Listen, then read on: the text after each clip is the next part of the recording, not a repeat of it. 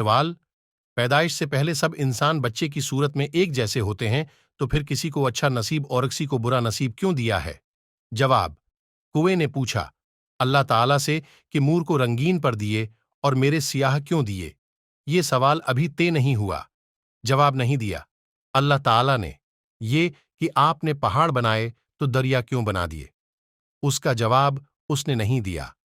اس نے کہا اس کو پہلے پہنچانو تو دیکھو، پھر ہم آپ کو جواب دیں گے کہ جب تم اپنی زندگی چھوڑو گے پھر تمہیں معلوم ہوگا کہ ہم نے کیسی خوبصورت کائنات پیدا کی ہے۔ یہ وہی سوال ہے کہ اگر ستارے بنائے ہیں تو زمین کیوں بنائی ہے؟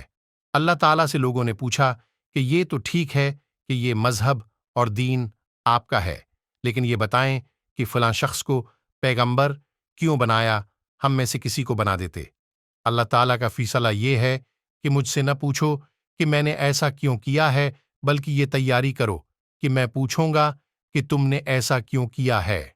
اللہ تعالیٰ نے کیا کہا تم تیار رہو کہ تم سے پوچھا جائے گا کہ تم نے ایسا کیوں کیا، مجھ سے مت پوچھو کہ میں نے ایسا کیوں کیا۔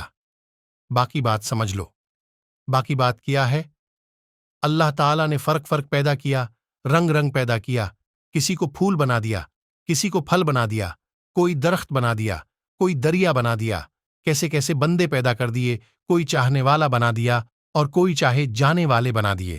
یہ اللہ کے کام ہے، سب اس کی رونق ہے۔